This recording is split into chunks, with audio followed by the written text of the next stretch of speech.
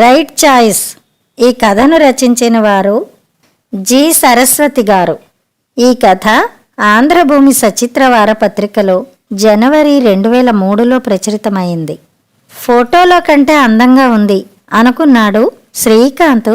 ఎదురుగా కూర్చున్న శ్వేతను చూసి ముగ్ధుడై, అమ్మాయి లక్షణంగా ఉంది, కొడుక్కి తగరంటూ ఎందరో అమ్మాయిలను కాదన్న వర్ధనం ఈ పిల్లను తప్పకుండా కోడలుగా చేసుకుంటుంది అనుకున్నారు తండ్రి రామారావు గారు. అమ్మాయి కుందనపు బొమ్మ, అబ్బాయికి తగిన జోడి అనుకుని లోపల మురిసిపోయింది వర్ధనమ్మ. ఇద్దరు కొడుకు వైపు చూశారు. అతని మొహం ప్రసన్నంగా ఉండడం చూసి తృప్తి పడ్డారు. విడిగా మాట్లాడుకోవడానికి శ్వేత, శ్రీకాంత్ స్టడీ రూంలోకి వెళ్లారు. రూము చాలా నీట్గా ఉంది. పుస్తకాలు ర్యాకుల్లో అందంగా అమర్చబడి ఉన్నాయి. గోడ మీద పూలమాలతో సరస్వతీదేవి పటం. చాలా మంచి కలెక్షన్ ఉంది. మీరు లిటరేచర్లో డిగ్రీ చేశారు కదూ, అందుకే మీరు పుస్తకాలు ఎక్కువగా చదువుతారు అనుకుంటాను అన్నాడు శ్రీకాంత్ అన్నిటినీ చూసి వచ్చి కుర్చీలో కూర్చుంటూ. చదివింది లిటరేచరే, కానీ నాకు పుస్తకాలు చదవాలంటే ఆసక్తి, చదివే ఓపిక లేవు. నేను మ్యాగజైన్స్ తప్ప మరేవీ చదవను. మా చెల్లి శ్యామల మాత్రం గంటల తరబడి వీటిని చదువుతూ కాలక్షేపం చేస్తుంది అంది శ్వేత. ఆవిడ చదువు పూర్తయిందా? అయింది. తను సైన్స్ గ్రూప్తో డిగ్రీ చేసి బీఎడ్ కూడా చేసి టీచర్గా జాబ్ చేస్తోంది. మీకు మీ చెల్లెలికి అభిరుచుల్లో చాలా తేడాలున్నాయే. అభిరుచుల్లోనే కాదు, రూపురేఖల్లో కూడా తేడాలున్నాయి అంది శ్వేత నవ్వుతూ. అవునా? అవును. మా ఫ్రెండ్స్ అంతా మా శ్యామలకు దిష్టి చుక్క అని పేరు పెట్టారు అంది. పాపం, ఆవిడ బాధపడేవారేమో, మీరు ఓదార్చేవారా? అలాంటి అవసరం ఎప్పుడూ రాలేదు. ఎందుకంటే మా శ్యామలది చాలా గట్టిగుండెలండి. తనేమని జవాబిచ్చేదో తెలుసా? శ్రీకాంత్ కుతూహలంగా చూశాడు. పురిటి స్నానం అయినప్పటి నుంచి మనిషి జీవితంలో వచ్చే ప్రతి ఫంక్షన్కు ముస్తాబు దిష్టి చుక్కతో కానీ పూర్తవదు కదా. అంత ముఖ్యమైన దిష్టి చుక్కతో నన్ను పోల్చినందుకు మెనీ థ్యాంక్స్ అని నవ్వుతూ జవాబు చెప్పేది అంది శ్వేత.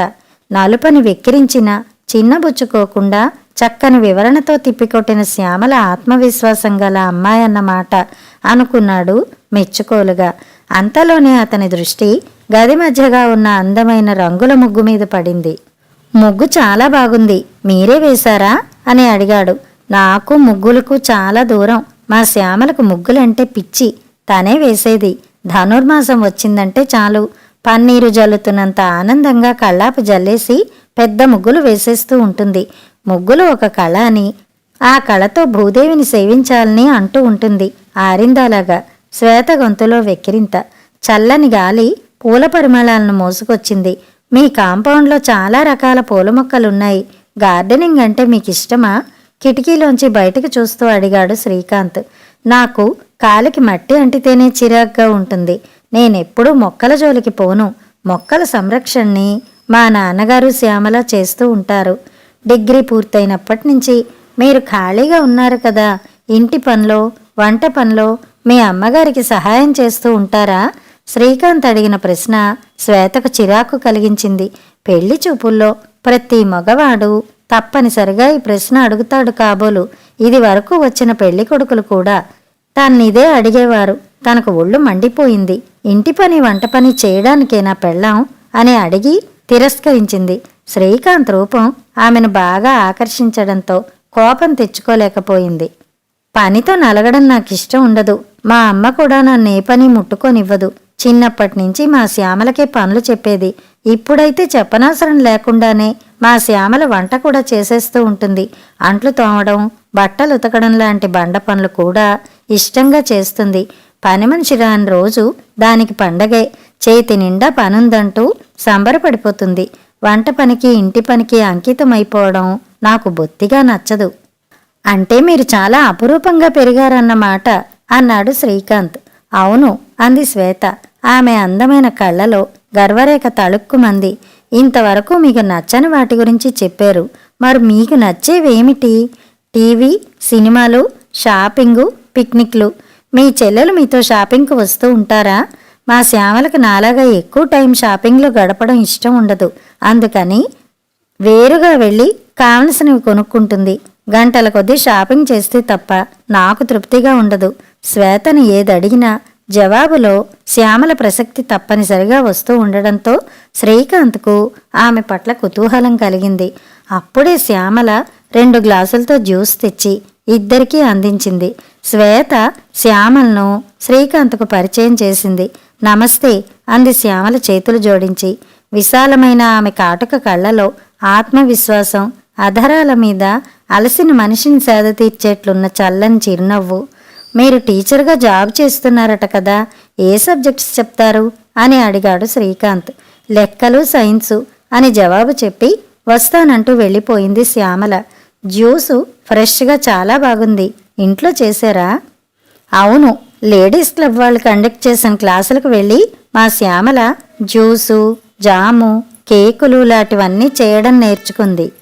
నన్ను రమ్మంది, కానీ ఇష్టం లేక వెళ్ళలేదు అంది శ్వేత. ఎందుకని ఇష్టం లేదు?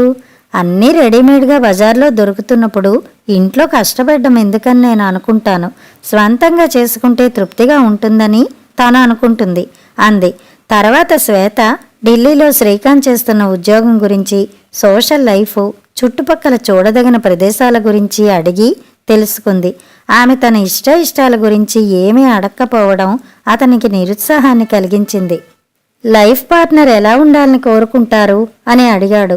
నాకు అనుగుణంగా నడుచుకోవాలని తడుముకోకుండా చెప్పింది. తేడాలుంటే సర్దుకోగలరా?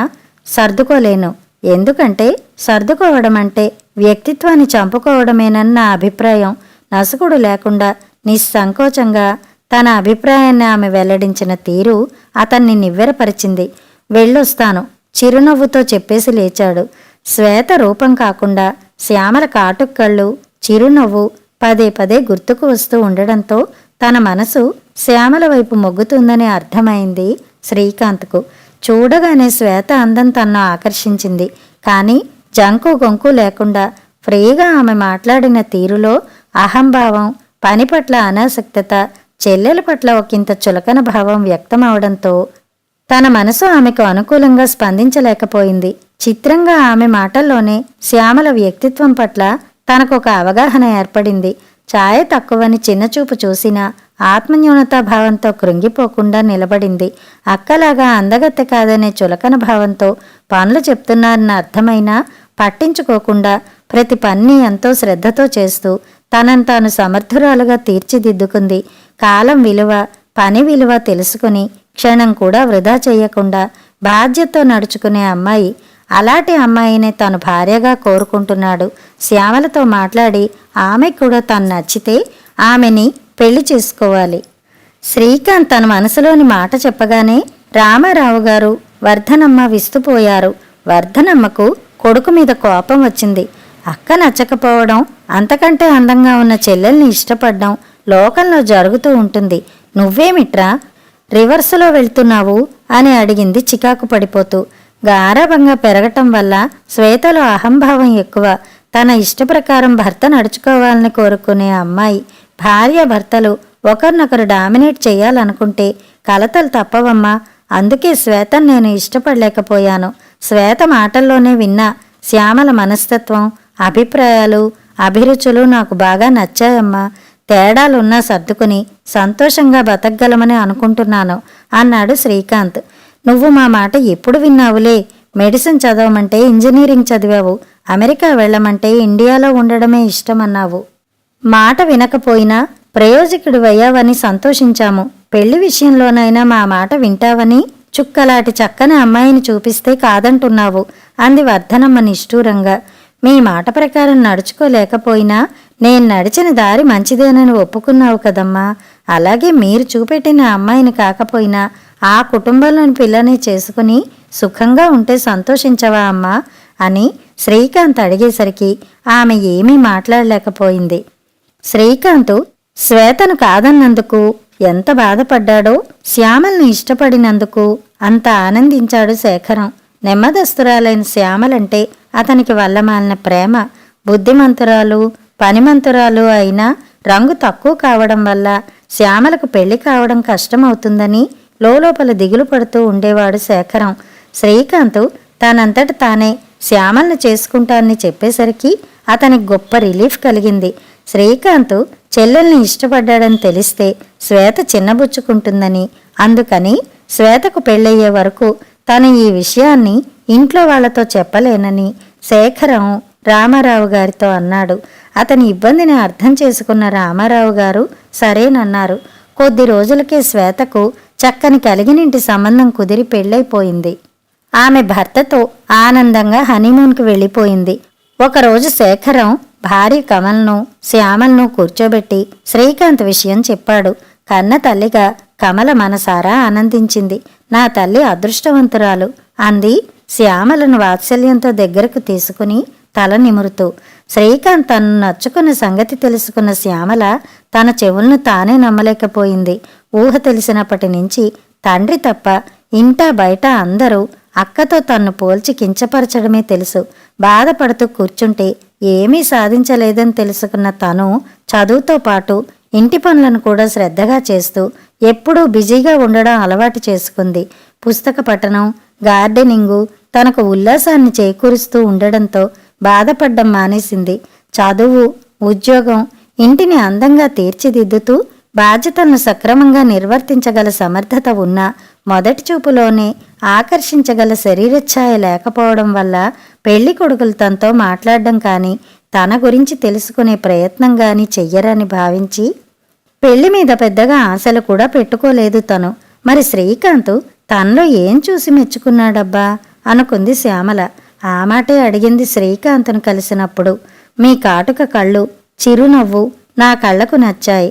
మీ అభిరుచులు, అభిప్రాయాలు, హాబీలు, టోటల్గా మీ వ్యక్తిత్వం నా మనసుకు నచ్చాయి.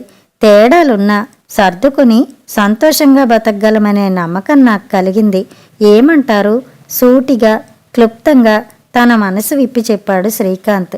మీది రైట్ ఛాయిస్ అని సంతోషపడేలాగా నడుచుకుంటాను అంది శ్యామల అందంగా నవ్వుతూ.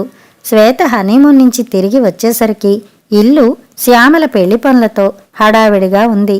విషయమంతా విన్న శ్వేత నాకు తెలియకుండానే నేను శ్యామలకు మౌత్ పీస్ని అయ్యానన్నమాట అంది నవ్వుతూ. మొదటిసారిగా చెల్లెల్ని ఆప్యాయంగా దగ్గరకు తీసుకుని కంగ్రాచులేషన్స్ చెప్పింది మనస్ఫూర్తిగా. నువ్వు చెప్పిందంతా కథలాగా చిత్రంగా ఉందే వర్ధనం. ఘటన అంటే ఇదే కాబోలు అంది రమణమ్మ వర్ధనమ్మతో. రమణమ్మ వర్ధనమ్మకు పెద్దల్లి కూతురు. వయసులో వర్ధనమ్మ కంటే కొంచెం పెద్దది. ఇద్దరి మధ్య స్నేహం ఉంది. కలిసినప్పుడు మనసులు విప్పి మాట్లాడుకునే అలవాటు ఉంది. కొడుకు పెళ్లికి పిలవడానికి భర్తతో వచ్చిన వర్ధనమ్మ తన మనసులో రగులుతున్న అసంతృప్తి గురించి చెప్పుకుని బాధపడింది. ఘటనే కావచ్చు కానీ నాకు మాత్రం చాలా వెల్తిగా ఉందే అక్కయ్య.